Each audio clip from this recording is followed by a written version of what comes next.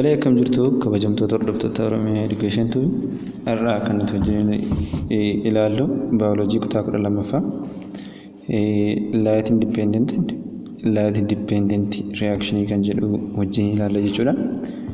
Hamma xumuraatti wajjin turaan affeerraa keenyadha. Har'agaa pointii kana kabarii goonee kan baanu ta'a jechuudha.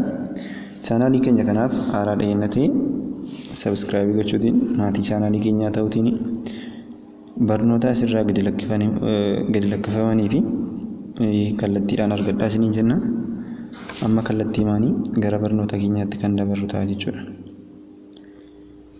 Inside a chloroplast, photosynthesis occur in two stages. Kana dura akkuma wajjin ilaallee turre photosynthesisiin chloroplast keessatti kan inni gaggeeffamu. Achi keessatti gaafa gaggeeffamu immoo isteeppii lama qabaata jechuudha. Isteeppiin tokkoffaan light dependent reaction yommuu jedhamu, inni kan biraan immoo light independent yookiin Calvin cycle reaction jennee waamna jechuudha. Kanaaf egaa kan isin qabachuu qabdanii photosynthesisiin keessatti akka gaggeeffamudha. Chloroplast keessatti akka inni gaggeeffamu. Kana booda immoo isteejii lama akka inni qabu. Innis light dependent fi light independent reaction. Light independent reaction immoo Calvin cycle jedhamee akka inni beekamu qabachuu qabdu jechuudha. Itti fufnee kan nuti wajjin ilaallu light dependent reaction jechuun maal jechuudha kan jennu wajjin ilaalla jechuudha. Light dependent reaction cyclic or non-cyclic phosphorylation. Light dependent reaction ini cyclic fi non-cyclic qaba. Kani iddoo dhuferraa yookiin fakkeenyaaf cyclic gaafa jennu soorsiin isaa iddoo kana hennatee asirraa maddee hennatee jechuudha. Deebi'eema soorsii kanatti gaafa deebi'u maal jenna? Cyclic jennee waamna. Non-cyclic gaafa jennu immoo madda kanarraa maddee yoo productii biraa kennee achumatti hafe jechuudha. Productii biraa kenna achumatti hafe. Kanaan non-cyclic phosphorylation jennee waamna jechuudha. The light reaction are the steps of photosynthesis that convert solar energy to chemical energy. Light reaction kan nuti jennu yookiin light dependent reaction kan nuti jennu solar energy irraa gara chemical energy itti gaafa jijjiiru yookiin bifa ifa aduutii kan jiru gara chemical energy itti gaafa inni jijjiiru maal jennee waamna? Light reaction yookiin light dependent reaction jennee waamna jechuudha. Yerootti kanatti water is split gaafa aduun fakkeenyaaf kun baala yennatee baala kanarratti ifi aduu gaafa bahu bishaanni baalli bishaan of keessaa qaba wanta ta'eef bishaan baala sana keessa jiru maal godha? Ispiliitii godha. Kana jechuun kompoonentii watarii kan ta'e H2O dhaa fi H2O jira. H2O kanatu haayidroojiniidhaaf eenyutti tira jechuudha? Oksijiiniitti tira jechuudha. Ispiliitii godha jechuun. Kana booddee maal provide nu godha yookiin maal nu dhiyeessa? Elektirooniidhaa fi pirootoonii nu dhiyeessa. Pirootoonii kan nuti jennu haayidroojin aayoniidha jechuudha. Elektiroonii immoo kan nuti jennu elektirooniidhuma jechuudha. Yerootti sanatti amma fakkeenyaaf gaafa watariin kun break down ta'u yookiin split ta'u jechuudha. 2 mole of 4 mole of hydrogen ionitu produced ta'a. Akkasumas plus 2 oxygen plus 4 mole of electronidha jechuudha kan produced ta'u. Electronitisii kana jechuudha. Kan nu dhiyeessu eenyudha jechuudha. Watarii irraa madditi jechuudha elektirooniin kun. Akkasumas haayidroojinii watarii irraa madditi jechuudha. Akka intiransii irra kamtiin isin gaafata kana haayidroojinii fi elektirooniinii yookiin pirootoonii fi elektirooniinii inni footosintesisii keessatti fayyadamnu yookiin kan fayyadu suni soorsiin isaa eenyudha eessarraa madde jedhee isin gaafachuu danda'a jechuudha. Kanaaf eessarraa madde watarii irraa madde jechuudha. Kana beekuu danda'uudha qabdu. Itti fufee maal jedha? Figure 3.6 fuuldura keenya jira kun sirriitti wajjin ni ilaalla. Light absorbed by chlorophyll derive a transfer of electron and hydrogen ion from water to an acceptor called NADP or nicotinamide adenine dinucleotide phosphate. Maal jedha? Laayitiin eenyudhaan absorb taati? Chlorophyllidhaan absorb taati. Inni immoo maaliif isa gargaara? Elektiroonii fi haayidroojinaayinii yookiin pirootoonii kana gara elektiroon aseptarii kan ta'e NADP'tti dabarsuuf jechuudha. NADP'tti dabarsuuf. Ifa aduutu ba'a. Ifi aduu gaafa ba'u haayidroojinii watarii haayidroojiniidhaa fi oksijiiniitti akkasumas elektiroonii pirooduus nu godha. Ispiliitii godha jechuudha. Kana booddee inni ispiliit ta'e kun immoo eenyutti darba? Elektiroon aseptarii kan taate NADP'tti darba jechuudha. NADP'tti darba jechuudha. NADP jechuun gabaajeedha. Gabaajeen kun immoo gaafa hiikamu nicotinamide adenine dinucleotide phosphate jennee kan nuti waamnudha jechuudha. Haala kanaanii jechuudha. Where they are temporarily stored. Warreen kun egaa yeroodhaaf kan isaan turan malee completely miti yookiin akka kuufaman sanaa fi yeroo dheeraan turan turtii yeroo dheeraa miti. Temporarily jechuudha. Yeroo muraasaaf turu jechuudha. Itti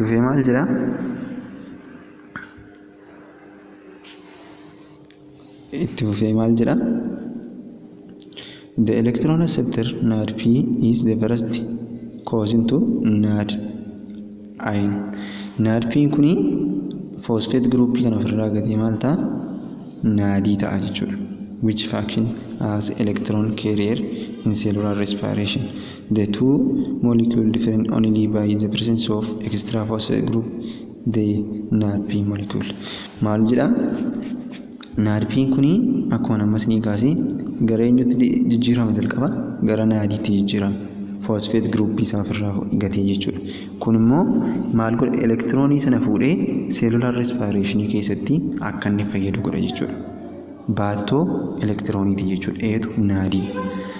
The two akkuma isin kaasee the two molecules different only by the presence of extra phosphate group in NADP plus molecule.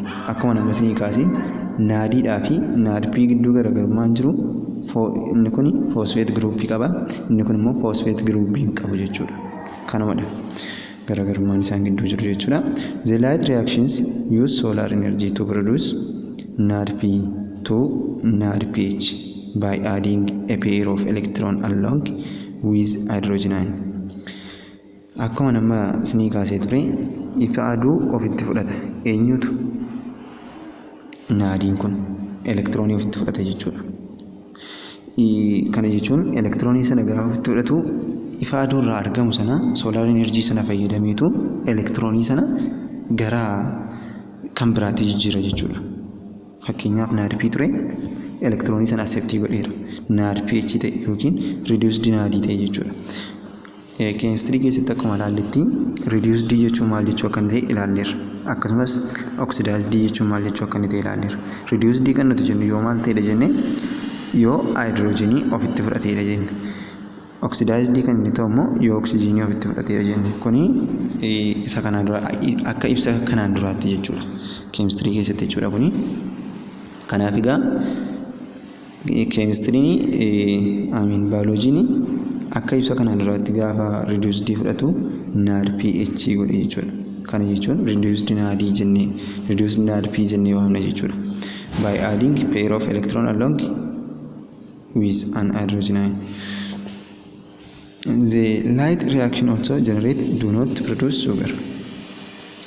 Yerootti kanatti light reaction kuni maal produce nu godhu? Sugarii yookiin shukkaara produce nu godhu. Energy sanatu barbaadu sanatti jechuudha kan inni produce nu godhu. Haala kanaan qabadhaa. Garuu asirratti kan itti isin dabaluu barbaadu yeroo hundumaa light dependent reaction inni farratti hundaa'u jechuudha. Galtee light independentidhaaf ka'a jechuudha. Light independentidhaaf galtee ka'a. Akkanii kana jechuun fakkeenyaaf elektirooniidhaa fi hydrogen ion produce godha jenne. Warreen kuni dhaqanii eessatti fayyadu jechuudha. Light independent reaction keessatti dhaqanii fayyadu galtee ta'uu jechuudha. Galtee ta'uufi jechuudha. itti fufee maal jedha si kun egaa fakkichadha. Fakkii kana itti deebinee wajjin ilaalla. maal jedha itti fufee ATP using chemoosmosis to power the addition of phosphate group to ADP. maal jedha ATP ni iseenii fakkeenyaaf walumaa gala ATP uumamu yookiin enerjiin uumamu 36 yookiin 38 dha. 36 yookiin 38 dha. Garuu lama maal taati reakshinii kana keessatti dhumti. Kana jechuun enerjii itti fayyadama jechuudha. Yeroo elektiroonii tiraansferii godhu sanatu naarpiin sun itti fayyadama jechuudha. Naarpiin itti fayyadameetu elektiroonii sana tiraansferii godha jechuudha. Kanaaf neetii qulqulluun kan nuti argannu yoo 36 ta'e 34 arganna. 38 taanaan immoo neetiin isaa meeqa ta'a jechuudha? 36 ta'a jechuudha. 36 ta'a. Haala kanaan jechuudha.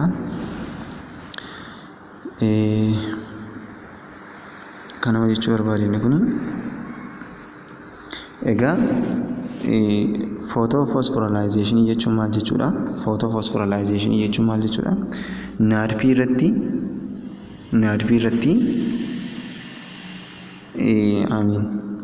naadii irratti giruuppii fosfeetii tokko addiishinii gochuun maal jedhamee beekama? Photophosphorylationii jennee waamna jechuudha. Photophosphorylationii jennee waamna jechuudha. Thus light energy is initially converted to chemical energy in the form of two compounds. maal jedha? Initially light energy keessatti jechuudha. Light energy inni ifi aduu suni enerjiin ifi aduu keessatti argamu sun jechuudha. Jalqaba chemical energy itti gaafa jijjiiramu wantoota gurguddoo lamatu jijjiiramu. Inni tokko NADPH yookiin reduced naadiidha. Inni lammaffaan immoo ATP dha jechuudha. NADPH is a source of electron act as reducing power. Akkuma silasnii kaasi NADPH ni elektirooniidha kan inni transferii godhu jechuudha. Akka maalitti taphata? Akka reducing power itti taphata jechuudha. That can be passed along the electron acceptor reducing it, and while ATP is versatile energy currents of the cell. ATP immoo akka sanaan energiin suni akka inni itti fayyadamuuf jechuudha. Yookiin enerjii kallattiidhaan itti fayyadamuu dandeenyu ATP dha jechuudha. Energiin itti kallattiidhaan itti fayyadamuu dandeenyu ATP dha jechuudha. maal jedhatti fufe? Notice that the light reaction akkuma silasnii kaasne light reaction ini bakka lamatti qoodama. Inni tokko saayiklikii, inni kan biraan immoo nan saayikilikiidha. Amma isa kana hin fudhattanii fakkii isa kanaa jechuudha. Fakkii isa kana hin fudhattanii inni kun jechuudha. Fakkiin inni kun saayikilikiidha, nan saayikilikiidha. Xumura irratti eenyuun dhaqee kenne? Reduced NADP kenne jechuudha. Eessarraa ka'e bishaantu caccabe yookiin ifa aduutti ba'e, ifa aduu kana keessa baala irratti gaafa bu'u kana booddee bishaanni baala kana keessa jiruun caccabe elektiroonii fi haayidroojinii kun as keessa darbanii dhufanii haala kanaan deemanii dhufanii reduced NADP fi ATP nu kennan dhumarratti jechuudha. ATP nu kennan. Kana booddee jarri kun deebi'anii maalitti hin deebine jechuudha isaanii? Maalitti hin deebine isaanii? Deebi'anii baala kana yookiin bishaanitti hin deebine jechuudha. Kanaaf nan saayiklikii jennee waamna jechuudha. Yeroo itti kanatti adeemsa kana keessa jalqaba akkuma argaa ifa aduutu bahe. Ifi aduu kun pigimentii tokko irratti ba'a. Kiloorofiilii tokko irratti ba'a. Kiloorofiiliin kun walitti daddabarsee haala kanaan jechuudha. Kan inni caccabu asitti caccabeera. Bishaanni kun eenyuuf eenyu ta'ee watariin kun maalitti jijjiirame? 2 mole of hydrogen fi 1 over 2 mole of oxygen ta'ee kana booddee 2 mole of electron nu kenna. Kana lama inni baasitanii oxygen asii meeqa ta'a? 1 mole ta'a. Kun immoo 4 mole hydrogen ta'a. Kun immoo 4 electron ta'a jechuudha. Yoo lamaan baasitanii jechuudha. Kana booddee electroniin kun egaa achi ol dabarte jechuudha. Gaafa achi ol dabartu eessatti? First yookiin primary electron receptor bukkeedhatti. Primary electron receptor kun immoo electronii kana baateen ta'a. Innis hin dabarsa jechuudha. Eenyutti dabarsa? Kwaaniiniitti dabarsa. Kwaaniin A itti dabarsa. Kwaaniin A immoo kwaaniin B itti dabarsa. Guanine B immoo eetti dabarsa cytochrome complexitti dabarsa jechuudha. Cytochrome complexiin immoo pinocytosisitti dabarsa. Pinocytosisiin immoo gara photosynthesisii wanitti dabarsa jechuudha. Asitti photosynthesis 2dha kuni gara photosynthesis 1tti dabarsa jechuudha. Garaagarummaan isaanii inni kuni footoo 700 qaba, inni kun immoo 680 qaba jechuudha. Tuun jechuudha. Waniin immoo meeqa qaba? 700 qaba jechuudha. 700 qaba jechuudha. Kanaaf innis kani photosynthesis 1is primary electron receptor qaba. Isatti dabarsa jechuudha inni immoo. Gaafa isatti dabarsu innis immoo isa dhaqa gara elektiroonii transferii gochuutti darba. Kana booddee photosynthesis 1 keessatti electron transport chain kan jedhaman yookiin elektiroonii kana kan dabarsanii eenyu fa'i pyridoxinii fi reduced NADdha kan jiran jechuudha. Warreen kanatu elektiroonii dabarsa. Jalqaba gaa eessa deema? Pyridoxinii deema. Pyridoxinii irraa eenyuun deema jechuudha? NADP reduced ta'a jechuudha. Erga kana reduced ta'e booddee eenyutti deebi'a? Reduced NADPtti deebi'a jechuudha. Kana booddee kana lamaan pyridoxinii godha jechuudha. Haala kanaantu pyridoxinii uuma jechuudha. Inni kun egaa maalodha? Non-cyclic jennee kan nuti waamnu isa kanadha jechuudha. Non-cyclic jennee kan nuti waamnu isa kanadha. Inni kun immoo cyclicidha. Inni biirra jiru kun immoo cyclicidha. Akkamidha inni kuni? Kanattis footonii mabbaa yookiin ifa duuba pigimentii kanarraa gara pigimentii kanaatti daddarba dhufee kun sentarii jedhamti. Reaction centerii yookiin chlorophyll A jedhamee beekama. Kana booddee chlorophyll A kuni elektiroonii kana transferii gooti jechuudha. Eenyutti? Excited reaction centeriitti dabarsiti. Kana booddee elektirooniin kun ammas kana keessa dabartee dhuftee eenyuun bukkee dhufte jechuudha. Electron receptorii bukkee dhufte jechuudha. Electron receptorii bukkee gaafa dhuftu electron receptoriin kun elektiroonii kana dabarsee B1 C1 complex uumusitti. Kana booddee inni maalidha? Enerjiidha jechuudha innasitti. Kana booddee enerjiin kuni achumaan hin dhabne gara maalitti deebi'e? Electron receptoriitti deebi'e. Electron receptoriin kuni elektiroonii kana fidee bakka jalqaba fuudheetti deebisa jechuudha. Isa kanaan immoo maal jennee waamna? Saayikiliikii jennee waamna jechuudha. Saayikiliikii fi non-cyclic photophosphorylation kan nuti jennu isa kanadha jechuudha. Itti fufee maal jedha? Light dependent reaction of photosynthesis any non-cyclicidha. Biin immoo cyclic photophosphorylation dha jechuudha. Comparison gidduu isaanii jiru yookiin garaagarummaa fi wal fakkeenya isaan gidduu jiru gabateen kun kaa'ee jira. Wajjin ilaallu.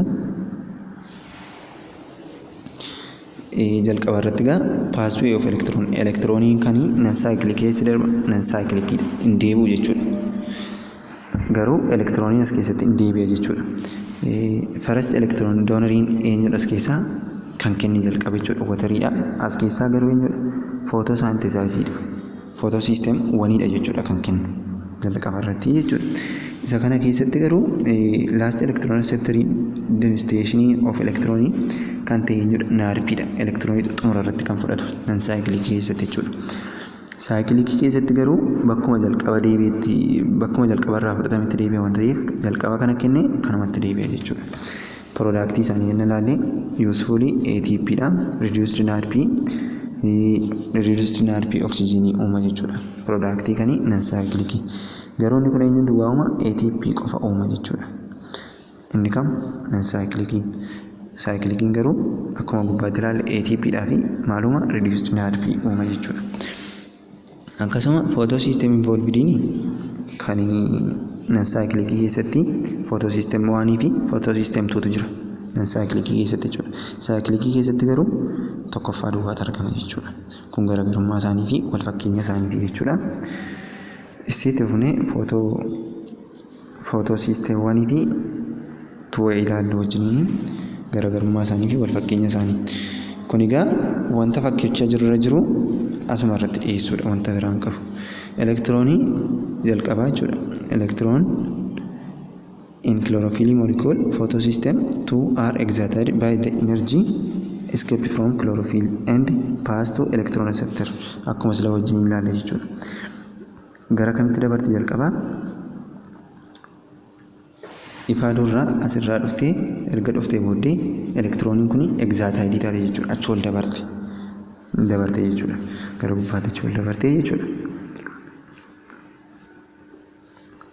Lammaffaa maal taati? Lammaffaatti dhuftee the condition created in the chloroplast caused the following reaction to occur. 2 mole of water akkuma asirratti kaasee ture 2 mole of water maalitti caccaba?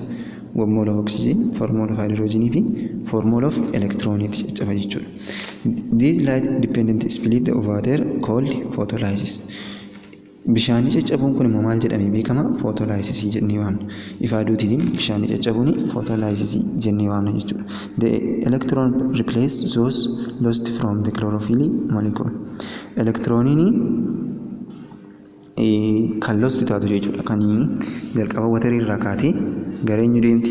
Gara naadii deemti. Akkuma sila wajjin ilaalle jechuudha. Isheen eenyudhaan replace taati? Molecule chlorophyll keessa jiruun deebitee replace taati bakka buuti jechuudha. Sadaffaa irratti the primary electron receptor passes through the electron to the next molecule in an electron transport chain plastokaaniin PQ jennee waamuu dandeenya maqaa gabaajiisa. Akkasumas the electron then pass along a series of cytochrome akkuma gubbaatti wajjin ilaalle. Jalqaba plastokaaniin seenaa, plastokaaniin irraan cytochrome seenaa, cytochrome irraan eenyuun seenaa? Plastosayiniin seenaa jechuudha. Plastosayiniin erga seenee booddee gara photosystem 2tti darba jechuudha. The electron lost energy they are passed from any carrier to the next. Kanadha afuraffaarratti one of the molecule in the cytochromes complex is proton or hydrogen pump. Molecule kan biraan cytochrome complex keessatti argamu hydrogenidha. Hydrogen pump godha jechuudha. Hydrogen maaliif fayyada? Pump gochuuf yookiin akka reaction ittiin dhaabanneef jechuudha. Energy ta'uudhaaf. As electron are transferred to and then transferred from this molecule, the energy they lose power the pump which move proton from the stroma of the chloroplast to the place inside of the thylakoid. Yerootti kanatti yeroo hydrogeniin kun paampii godhu energy loosiin ta'a jechuudha. Yerootti kanatti hydrogeniin kun maal ta'a jechuudha? Stroma irraa gara eenyutti darba? Thylakoiditti darba jechuudha. This lead to an accumulation of proton inside the thylakoid which derives the chemiosmotic synthesis of ATP. Kun immoo maal godha jedha? Protoniin inside thylakoid keessatti argamu chemiosmotic synthesis ATP akka inni qopheessuuf humna ta'a derive godha jechuudha dhaqee. Eenyu chemiosmotic synthesis of ATP gargaaraa jechuudha. Haala kanaan deema. Shanaffaa irratti maal jedha? Electron in the chlorophyll molecule in photosystem 1 are excited. Electroniin chlorophyll A keessatti yookiin photosystem 1 keessatti argamtu excited taati. Excited taati jechuudha. Kana booda photosystem absorb proton of light and escape from the molecule. They are replaced by the electrons that have passed down the electron transport chain from photosystem 2. Akkuma gubbaatti wajjin ilaalaa turre elektiroonii isee kamtu dhaqee bakka buusa jenneen elektiroonii isa moolekiyuulii kiloorofiilii keessatti argamuun bakka bu'a jennee jechuudha. Ja'affaa irratti maal jedha? Ja'affaa irratti jechuudha. The electrons then pass along a second electron transport chain involve pyridoxine. Akkuma sila wajjin ilaalle pyridoxine seenaa, pyridoxine irraa reduced NADP yookiin reductase seenaa jechuudha. At the end of this electron transport chain they can react with proton yookiin hydrogen wajjin maal godha react godha and NADP in the stroma of chloroplast form reduced NADP. Kana booddee xumura irratti maaltu uumama? Reduced NADP yookiin bifa kanaan barreessuu dandeenya. Hydrogen asitti daballee barreessuu dandeenya jechuudha. Hydrogen asitti daballee barreessuun keenya maal agarsiisa? Reduced NADP agarsiisa jechuudha. Hydrogen ofitti fudhateera wanta ta'eef jechuudha. Product of photosynthesis. In summary, the steps of light reaction photosystem produce 3 chemical products. Photosystemii photosynthesis kana keessatti jechuudha light reaction kana keessatti productii sadiitu jira. Inni tokko oxygenii, reduced NRP fi ATP dha jechuudha. Warreen kana sadantu argamaa jechuudha. Jalqaba irratti oxygen is produced in the thylakoid lumen by the oxidation of water by photosystem 2. Akkuma sila wajjin ilaalle oxygen yeroo kamidha kan isheen produced taatu thylakoid keessatti yookiin first reaction keessatti jechuudha kan isheen produced taatu. Kun immoo maalidha? Oxidation of water dhaan. Water gaafa isheen oxidation taatu. Oxidation jechuun akkuma sila jenne maalidha jenne kennuudha jechuudha. Kennuudha jechuudha. Oxygenii kennu yookiin oxidation jechuun oxygenii fudhachuudha. Reduced jechuun immoo hydrogenii fudhachuudha jechuudha. Yerootti kanatti by photo kun immoo eenyuudhaani? Photosystem 2 dhaan jechuudha. 2 electron are removed from water. Electronii lama yerootti sanatti remove taate eenyurraa? Water irraa jechuudha. Haala kanaan jechuudha. The 2 electron transfer to akkuma sila wajjin ilaalle gara footoo 680 molekiilooti dabarte jechuudha. Lammaffaa irratti reduced NADP is produced in the stroma using high energy electrons that start in the photosystem 2 and are boosted the second time of photosystem 2. Reduced NADP ni maal keessatti kan inni produced ta'u? Stroma keessatti jechuudha. Stroma keessatti kan inni produced ta'u. Maal fayyadama? High energy electronii fayyadamee jechuudha kan inni produced ta'u. Eessa keessatti jalqaba? Photosystem 2 keessatti jalqaba. Kana booddee eessa keessatti immoo xumurama? Photosystem 1 keessatti jechuudha kan inni xumuramu. Itti fufee 2 high energy electron and 1 hydrogen are transferred to NADP to produce reduced NADP. Maal jedha? Hydrogenii tokkoo fi elektirooniin tokko, elektirooniin lama eessatti dabarti? Gara NADP'tti dabarti. Kun immoo maal produce godha? Reduced NADP produce godha jechuudha. Sadaffaa irratti ATP is produced in the stroma. ATP eessa keessatti jechuudha kan isheen produce taatu? Stroma keessatti. Via ATP synthesis. Maaliini? ATP synthesis enzyme jechuudha. ATP synthesis kan jennu enzyme that uses hydrogen electrochemical gradient. Haala kanaan jechuudha kan inni uumamu. Kuni light dependent reaction ture. Light independent reaction yookiin Calvin cycle kan jedhamu paartii itti aanu keessatti wajjin ilaalla. Waan wajjin turtaniif baay'ee galatooma. Thank you.